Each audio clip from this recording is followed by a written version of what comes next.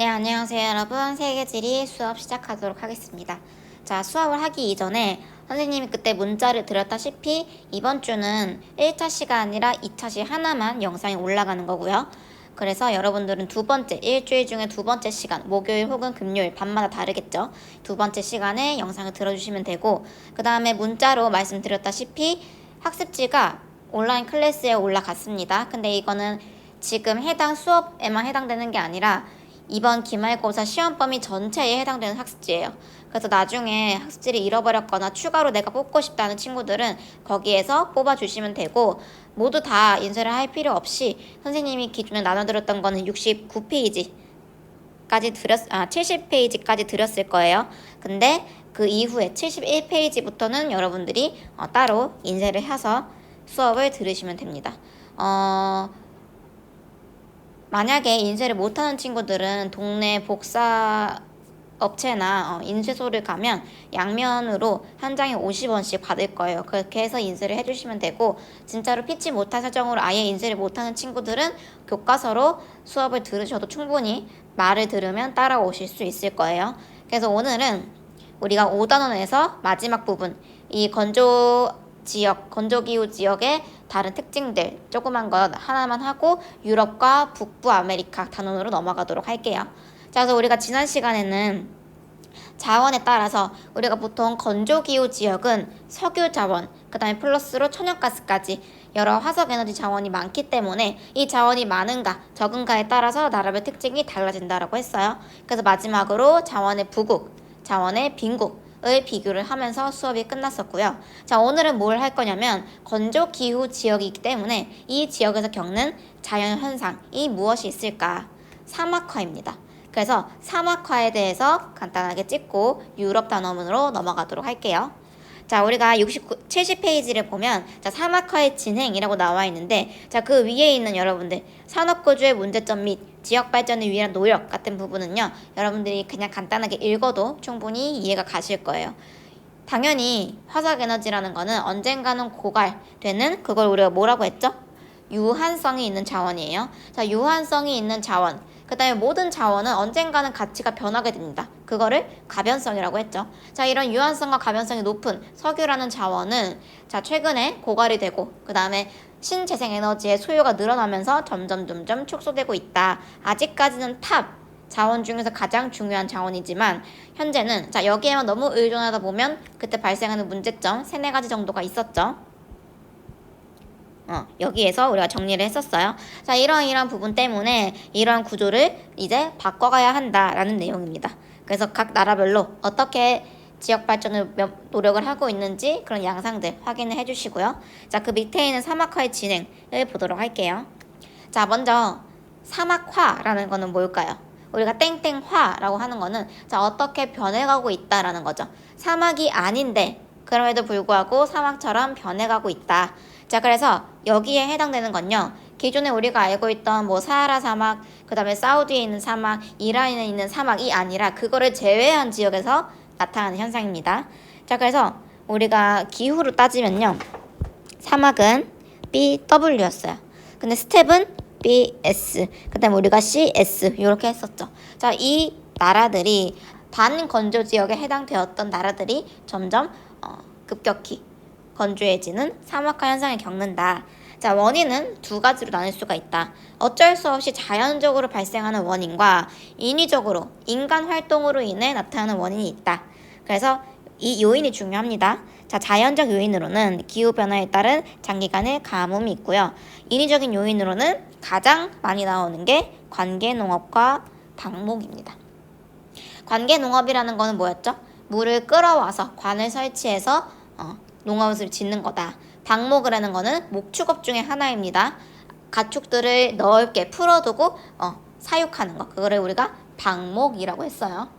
자, 이 2가지가 인위적 요인이다. 자, 그래서 이것들은 어디에서 주로 나타나느냐? 당연히 사막의 주변이겠죠. 자, 사막은 아니지만 사막의 주변에 있는 곳들, 대표적인 게 2가지가 있어요. 첫 번째, 우리 아래에 있는 지도를 보면요, 우리가 이제 사하라 사막은 어딘지 다들 아실 거예요. 여기 요렇게, 자, 북아프리카 부분이 다 사하라 사막이죠. 자, 근데 이 사하라 사막 경계 부분. 자, 가장자리 부분은 사막도 아닌데 사막 같은, 자, 반사막인 곳이 있어요. 자, 거기가 여기 요렇게. 자, 근데 이 중에서 특히 남쪽 경계지대를 우리가 뭐라고 부르냐면 우리가 사헬지대라고 부릅니다. 사헬. 자, 여기가 사헬인 거예요. 사헬. 사헬지대라는 거는 사하라 사막의 남쪽 가장자리 지대라고 합니다. 자, 여기에서는 뭘 과도하게 하고 있을까요? 건조하니까 풍부하게 벼농사, 밀농사를 엄청 크게 할 수는 없어요. 물론 밀은 조금 할 수 있겠죠. 근데 아무래도 다른 데보다는 건조하다 보니 농업에 조금 불리하다. 그래서 기존 농업 중에서 우리가 익히 알고 있는 벼농사, 밀농사 이런 것보다는 대체제, 자, 목축업, 자, 대신에 가축들을 키우는 산업을 많이 성장을 시켰습니다. 그거를 우리가 인유적 용에서 뭐라고 했다? 자, 가축들을 풀어놓고 하는 거, 방목이다. 사회지대는 과도한 방목 때문에 사막화를 겪고 있어요. 왜? 방목을 한다는 거는 가축들이 그 짧은 풀이 자라있는 그 잔디밭에 뛰어서 살고 있는 거잖아요. 돌아다니면서 뭘 할까요? 풀 뜯어먹고 살겠죠. 자, 계속 땅 들여밟고 풀 뜯어먹고 하다 보면은 점점 황폐화가 됩니다. 그거를 빨리빨리 보충해 줄 수 있는 수분이 있다면 괜찮겠지만, 자, 수분이 잘 없는 반건조한 지대이기 때문에 계속 가축들이 이걸 뜯어먹고 살다 보면은 황폐화가 돼요.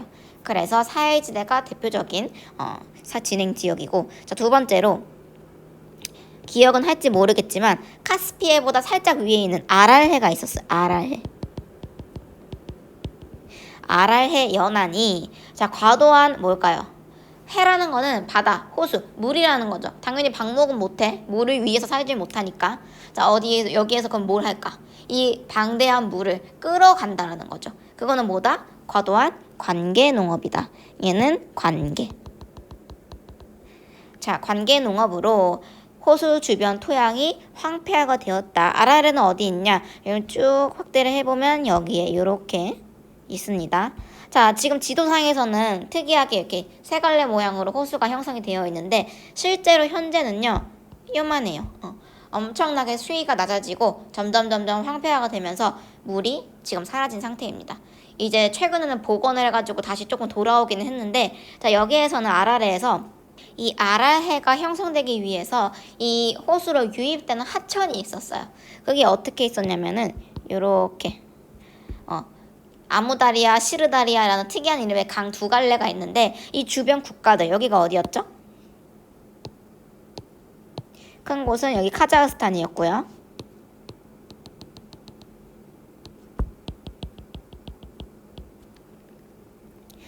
그 다음에 여기는 러시아고요. 그 다음에 여기는 우즈벡이죠.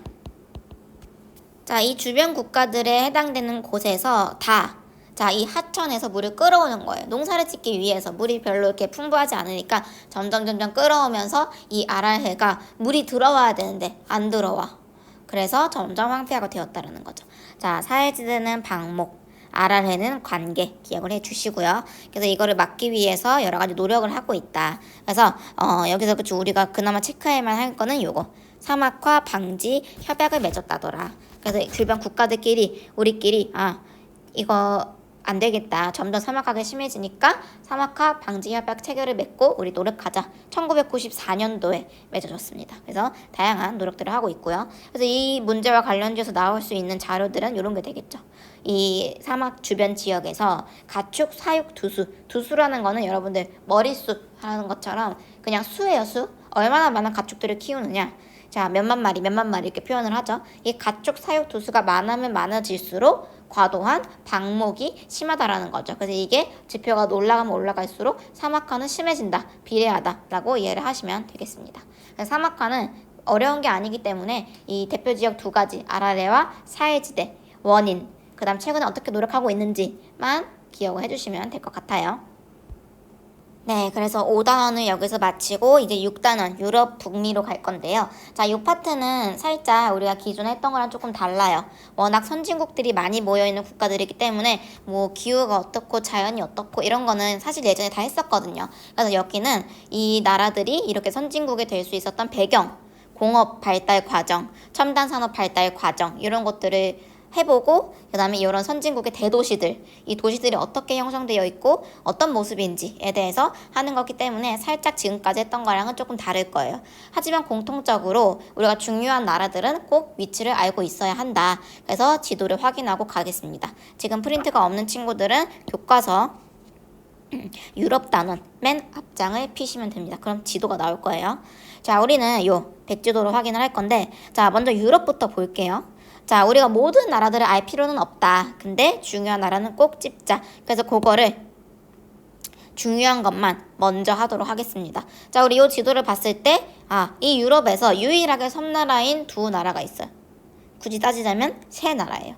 자, 어딜까요? 먼저 여기 왼쪽은, 왼쪽 맨 위에 이 섬나라. 얘는 뭐다? 아이슬란드. 아이슬란드 하면은 뭐였어요, 여러분들? 뭐가 나와야 돼? 지열 발전, 화산이었죠.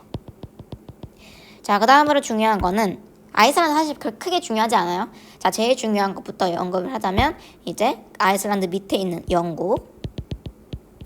그 다음에 영국은요, 우리가 그냥 영국 이렇게만 알고 있는데 여러분들 잉글랜드, 스코틀랜드, 아일랜드 들어봤죠? 대영 제국 네 개의 국가로 이루어졌습니다. 자, 영국 왼쪽에 있는 거는 아일랜드라는 나라가 있어요. 자, 그 다음에 영국에서 가깝게 붙어있는 서유럽 쪽 라인을 보면은 자, 큰 나라들이 이렇게 있죠. 자, 여기는 어디냐? 거기서 가장 위에 있는 이 나라는 독일입니다. 그 다음에 독일 왼쪽에 프랑스 있고요. 그 다음에 프랑스 밑에 스페인. 이지만 우리는 에스파냐라는 거를 우리가 좀 더 익숙해져야 합니다. 스페인은 영문식 표기고요. 에스파냐가 실제로 그 지역 사람들이 자신의 나라를 부르는 명칭입니다. 자, 요 나라 사이에 자, 프랑스와 독일 사이에 조그만 두 나라가 보이죠. 자, 여기는 어디냐? 우리가 익히 들어봤을 법한 자, 초콜릿이 유명하고 풍차 튤립이 유명한 나라 두 나라가 있어요. 자, 먼저 프랑스 위에 있는 요 나라는 여기 벨기에이고요. 그 다음에 벨기에 오른쪽에 있는 이 나라는 마약과 튤립이 유명한 네덜란드입니다. 자, 이 나라들은요, 여러분들 중요해요. 지금까지 설명한 나라들 다 공통점이 어때요? 서쪽에 위치하고 서유럽, 남유럽이고 굉장히 선진국이다. 그 다음 마지막으로 굳이 또 하나 뽑자면은 이 프랑스, 독일 아래에 이렇게 구두 모양처럼 생긴 하이힐 모양의 나라가 있어요. 하이힐과 굉장히 느낌이 잘 어울리는 이탈리아가 있습니다. 여기가 이탈리아. 자, 나머지 나라들은요, 우리가 알면 뭐 괜찮고 몰라도 상관없는 나라들인데 특히 여기 교과서에도 나와 있지만 요쪽 나라들 체코, 오스트리아, 슬로바키아, 헝가리 여기들은요 굉장히 몰라도 돼요. 왜냐하면 동유럽은 상대적으로 서유럽 국가들에 비해서 경제 발전 수준도 낮고 문화도 아시아권이랑 서유럽권이랑 약간 혼합된 국가들이고 그다음에 뭐 기후적으로도 산업적으로도 별다른 큰 특징이 없어요. 그래서 여기에 있는 나라들은 우리가 알 필요 없다. 근데 우리가 지금 얘기한 교과서에 지금 빈칸으로 뚫어놨죠. 자, 요 나라들은 꼭 기억을 해줬으면 합니다. 자, 다시 한번 채워보면 이 스페인, 에스파냐 왼쪽에 있는 요 나라는 포르투갈입니다. 그래서 남유럽의 대표적인 나라 하면 포르투갈, 에스파냐, 이탈리아. 어느 사람들은 프랑스도 남유럽이라고 표현을 합니다. 요렇게 중요하고요.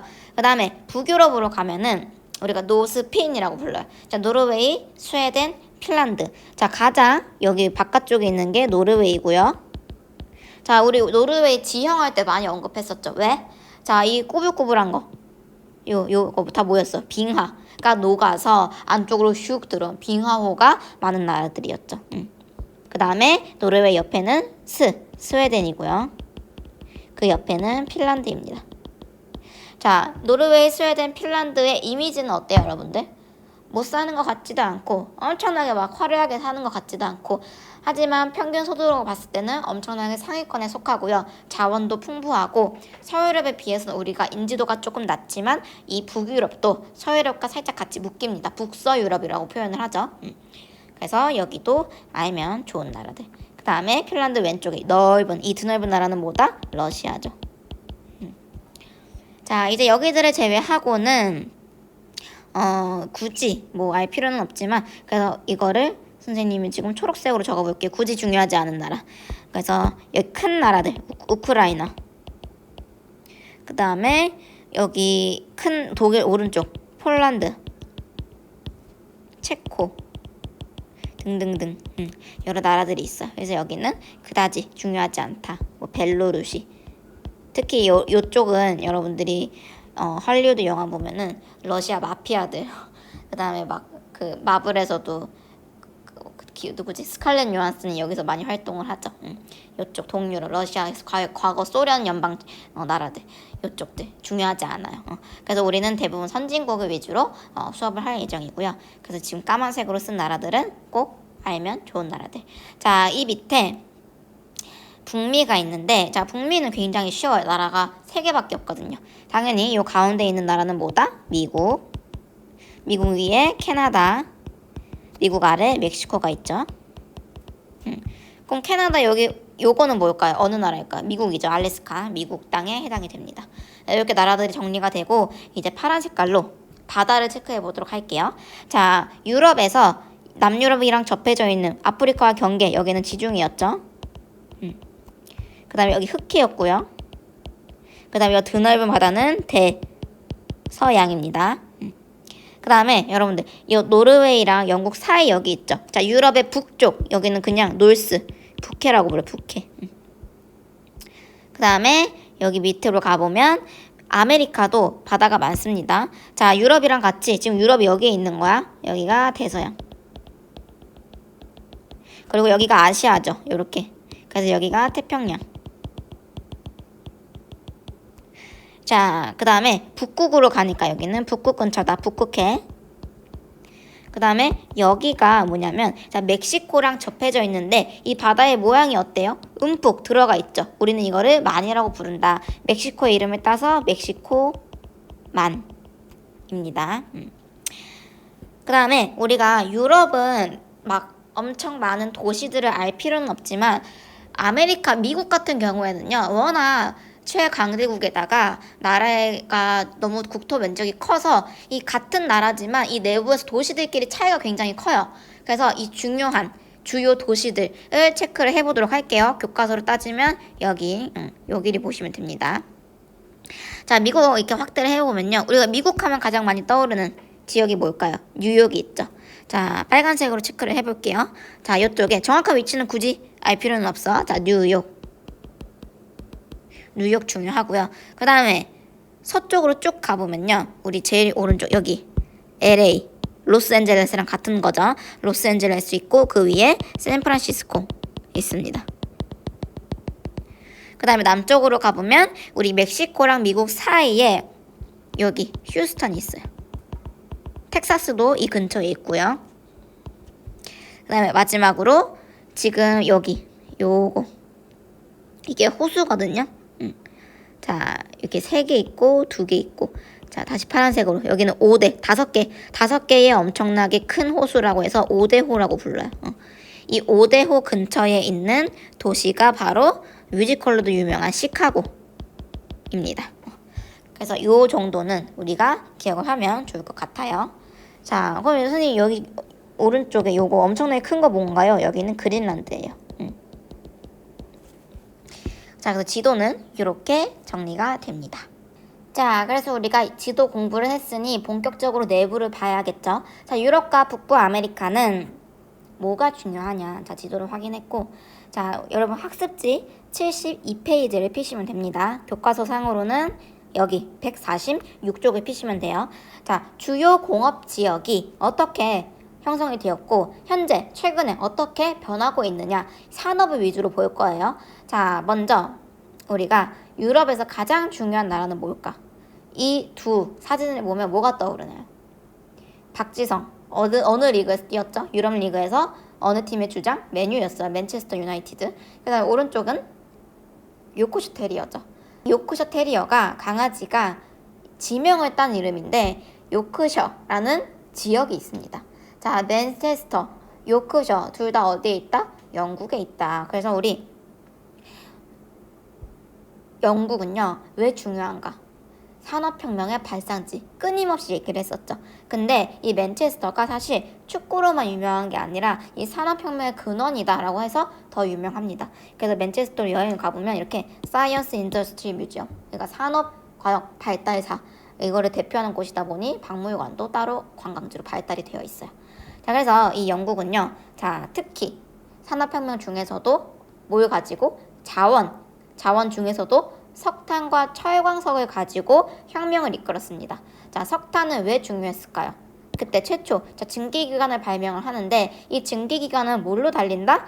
지금 여기 보이는 것처럼 석탄을 불로 피워서 그 연료를 활용을 하면서 달리는 열차였습니다. 자, 그래서 유럽에 특히 영국은 산업혁명의 발상지였고, 자, 뭐를 중심으로? 자원을 중심으로 석탄과 철광석이 이제 중요한 거죠. 석탄과 철광석을 가지고 산업을 이끌었다. 그래서 영국뿐만이 아니라 석탄과 철광석이 풍부했더라면 과거의 주요 공업지역으로 발달이 되었었다라는 거죠. 그래서 영국 말고도 또 어디가 있냐면 독일, 루르자르, 프랑스, 로렌. 자, 이름들이 굉장히 생소하죠. 근데 이제 반복하다 보면 익숙해질 거예요. 자, 우리 요 지도를 보면 우리 학습지로는 73쪽에 요 밑에 있는 지도를 보시면 됩니다. 요게요, 여러분들 이번 요 파트에서 가장 중요한 지도라고 보시면 돼요.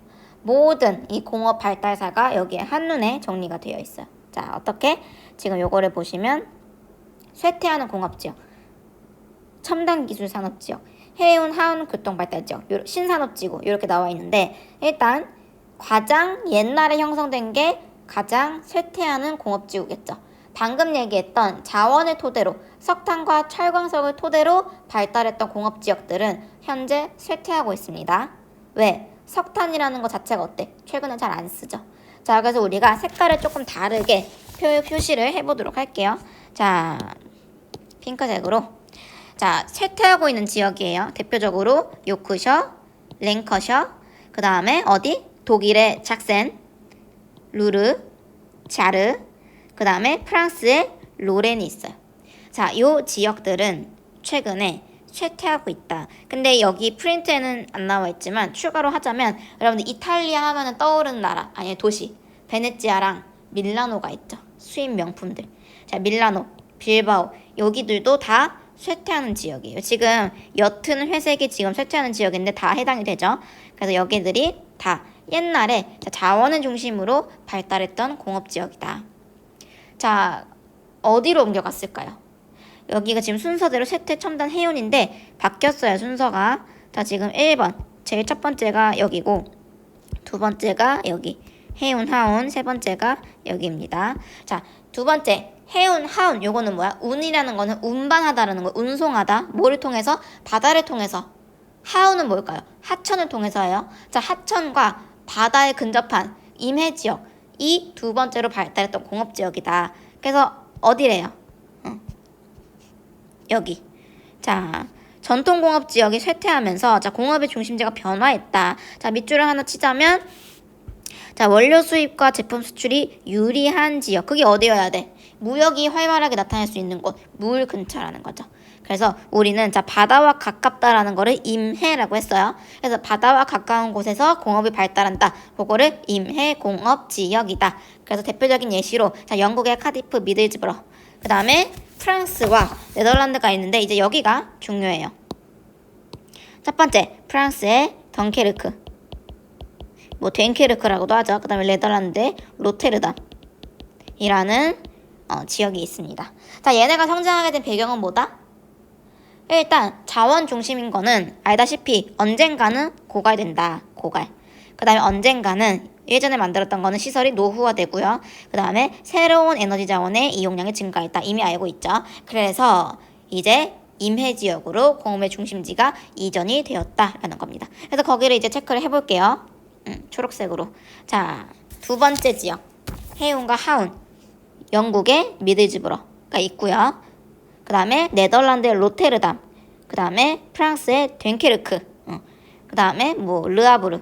근데 제일 중요한 거는 어딜까? 네덜란드의 로테르담이에요. 중요.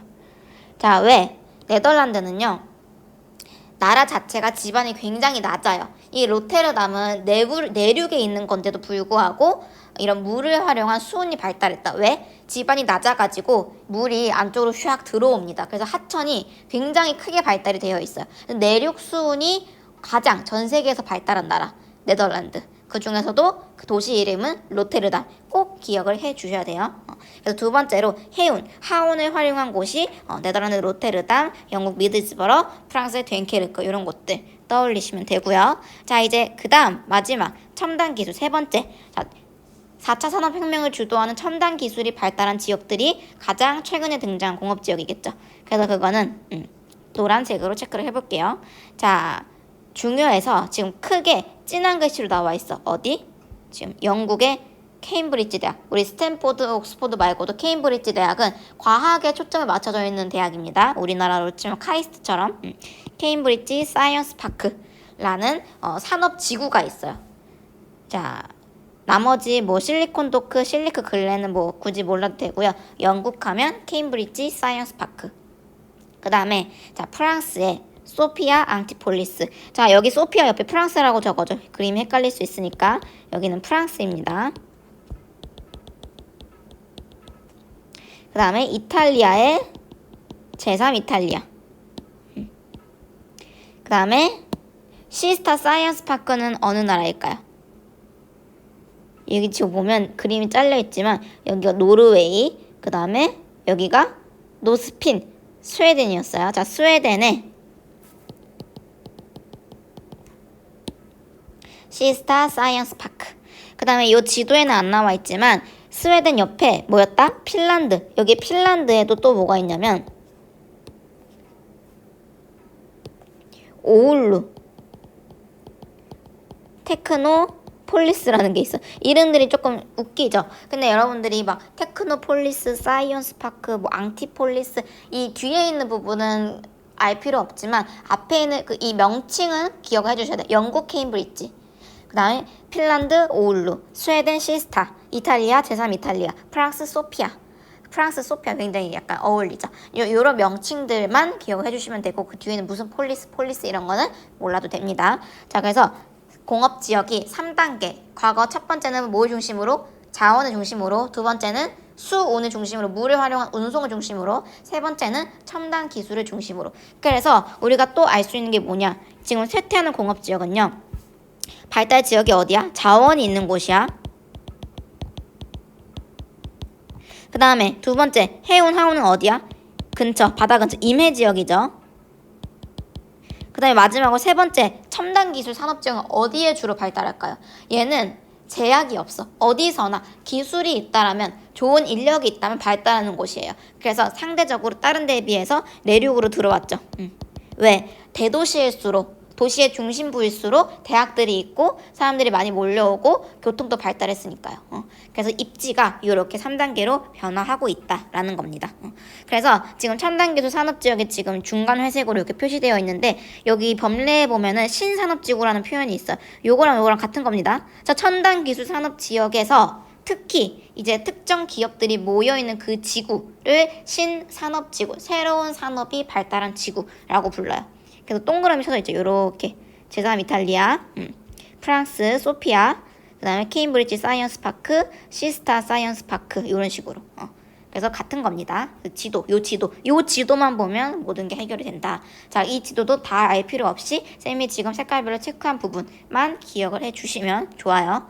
그래서 이거를 한눈에 지금 정리를 해보면 요렇게 되는 겁니다. 자, 자원 중심에서 쇠퇴를 하면서 운송이 유리한 물 근처로 갔고, 그 다음에 마지막으로 첨단 기술이 발달한 지역으로 갔다. 그래서 얘는 1800년대 후반에서 1900년 초반, 얘는 1900년대 중반에서 1900년대 후반, 근데 얘는 1900년대 후반에서 2000년대라고 생각을 하시면 돼요. 그래서 여기 있는 명칭들 이제 다 채울 수가 있죠. 자, 영국 하면은 뭐라고? 케임브리지. 그 다음에 프랑스는 소피아. 자, 스웨덴은 뭐라고? 시스타. 핀란드는 오울루, 이탈리아는 얘 명칭 그대로 따서 제3 이탈리아. 제3이라고 하는 이유는 뭐냐면 제1, 2가 있어요. 자, 제1은 완전 옛날에 형성된 거. 제2는 그 다음에 마지막으로 제일 최근에 제3이라는 거야. 제일 신산업지구 제3 이탈리아가 있습니다. 자, 여기서 우리가 새로운 특정 단어가 하나 나오는데 그게 뭐냐? 클러스터라는 거예요. 자, 여기에 별표 3개 나와 있죠. 자, 산업 클러스터라는 게 뭐냐면 자, 유사업종에서 다른 기능 어쩌고. 자, 중요한 건 요거야. 다양한 기능을 수행하는 기업, 기관들이 한 곳에 모여 있는 것. 우리는 보통 이거를 뭐라고 표현하냐면 자, 기업, 회사 플러스 대학, 연구소, 그 다음에 정부 관련 기관. 얘네들이 한 곳에 가깝게 모여 있는 거예요. 집적되어 있어. 이거를 우리가 클러스터라고 합니다. 그래서 한눈에 모여 있으니까 정보와 지식의 공유가 굉장히 활발하겠죠. 그래서 여기서 말하는 첨단 산업이라는 거는 보통 IT, 컴퓨터, 항공, 우주, 패션 이런 것들을 의미를 합니다. 그 중에서도 가장 중요한 게 제3 이탈리아. 왜냐면 얘는 특히 이런 막 대기업들보다 소규모 공예 및 첨단 산업지대예요. 그러니까 여기서는 일하는 사람들이 막 뭐 대기업 연구원 막 이런 게 아니라 대부분이 장인이요, 장인. 우리 대장장이 장인. 뭔가를 물건을 되게 잘 만드는 사람들을 장인이라고 하죠. 이 장인들이 모여서 소규모로 산업을 이끌어가는 거예요. 근데 그게 파는 금액이 어때? 그냥 동네 구멍가게가 아니라 엄청나게 명품들. 우리 이탈리아 하면은 유명한 브랜드들이 많죠. 그런 소규모로 하지만 굉장히 부가가치가 높게 비싸게 팔리는 그런 물건들을 만든다. 제3 이탈리아가 대표적인 곳이에요. 그래서 우리는 요거를 이제 이미지로 정리를 해보도록 할게요. 자, 여기는 첫 번째로 확인할 거는 자, 전통 공업 지역은 당연히 이제 막 철광석, 석탄으로 막 공장 했었지. 근데 그 개 중에서 다 쇠퇴를 했는데 유일하게 엄청나게 모습을 탈바꿈한 곳이 있어요. 그게 빌바오라는 곳인데 우리 지도에 체크했었거든요. 여기 기억나시나요? 자, 여기는 어디냐면 어디예요? 바르셀로나가 있는 곳. 에스파냐죠. 자, 학습지에도 아마 나와 있을 거야. 여기 전통공업지역에 쇠퇴를 했는데 자, 최근에 과거산업시설을 재활용하여 자, 모든 쇠퇴지역이 이렇게 변한 건 아니지만 새롭게 탈바꿈한 곳이 있다더라. 뭘 중심으로? 관광, 문화를 중심으로. 그게 여기예요. 에스파냐의 빌바오. 그래서 여기는 이제 구겐하임 미술관인데 미술 좋아하는 친구들은 아마 공부하다 보면 나올 거예요. 구겐하임 미술관 굉장히 유명한 관광지이고 여기는 이 도시 자체가 옛날에 쇠퇴했던 모습들을 다 잊어버리고 새롭게 이런 것들을 개발하고 미술, 창의적인 작품들을 중심으로 도시를 탈바꿈하면서 굉장히 사람들의 발길이 끊이지 않는 곳입니다. 그래서 지하철 출입구도 이렇게 번데기처럼 생겼어요. 그 다음에 여기는 심지어 구청, 시청 같은 공공기관이에요. 근데 이렇게 화려한 유리벽으로 느낌이 굉장히 미래도시 같죠. 빌바오가 이 도시가 가진 뭐 엄청난 거는 없지만 가끔 시험에 사례로 나와요. 쇠퇴했지만 이렇게 탈바꿈한 지역 중 대표적인 곳은 에스파냐의 빌바오다. 위치는 굳이 알 필요는 없지만 에스파냐의 빌바오 하면은 쇠퇴한 공업지역을 다시 재편한 곳이라고 기억해 주시면 되고 그 다음에 이런 쇠퇴 지역 끝나고 두 번째가 어디였죠? 자원 다음이 수운, 자, 물을 활용한 운송이 활발한 곳. 자, 대표적인 예시가 프랑스의 됴케르크다. 그래서 됴케르크 영화 여러분들 기억나실란가 모르겠어요. 본 친구도 남아 있을 텐데 이 됴케르크가 왜 영화화가 됐냐면 옛날에 제2차 세계대전 때 여기서 철수 작전을 되게 크게 했었거든요. 인천 상륙작전처럼. 그래서 그거를 실화를 바탕으로 영화화도 됐는데 자, 바다 근처 임해. 그래서 여기가 과거에 굉장히 공업이 발달했던 지역이다. 그 다음으로 중요한 게 네덜란드. 운하. 자, 하천을 활용해서 이제 운송하는 운하의 성지다. 그래서 이 도시 내부 곳곳에 이렇게 하천이 엄청나게 크게 있어요. 우리나라 한강이랑 또 느낌이 달라요. 우리나라 한강은 이 강변에 또 이제 한강공원을 설치하면서 이제 실제로 사람들이 돌아다니는 이 도심이랑 한강이랑 멀잖아요. 그쵸? 근데 여기 로테르담은 진짜 그 강이랑 진짜 빌딩이랑 그냥 붙어 있습니다. 그래서 사람들이 진짜 활발하게 하원을 활용을 하고 있고 그래서 이렇게 배들이 엄청나게 많아요. 자, 그 다음 세 번째 첨단 산업. 자, 첨단 산업의 예시로는 인공지능, 그 다음에 항공 우주, 그 다음에 생명과학, 공학, 바이오, 에너지, 그 다음에 패션 이런 것들이 있고요. 그래서 새로 나온 게 클러스터라는 용어가 있다고 했죠. 클러스터라는 거는 경제학적 용어인데 이게 유기적으로 관계를 맺고 있는 거. 그래서 이거를 우리 경제에 적용시키면 대학교, 연구소, 회사, 정부기관 이렇게 연계가 되어 있는 거를 클러스터. 그래서 클러스터는 한국말로 했을 때는 신산업지구, 영어로 했을 때는 클러스터인 거예요. 방금 했던 케임브리지, 소피아, 오울루 이런 것들이 여기에 해당되는 겁니다. 그래서 영국의 케임브리지 대학교가 있는데 그 옆에 이렇게 연구소들, 그 다음에 뭐 기업 본사들 이런 게 모여 있어요. 사이언스 파크. 그 다음에 프랑스의 소피아 앙티폴리스. 그 다음에 여기 핀란드의 오울루 테크노폴리스. 자, 그래서 여기 그런 게 다 공장, 연구소인 거야. 대학들도 모여 있고요. 이런 게 특정 지역에 다 몰려 있다. 클러스터. 그 다음에 마지막으로 제3 이탈리아도 이렇게 하엘 모양 이탈리아라고 했죠. 자, 북쪽 지역에 있어요.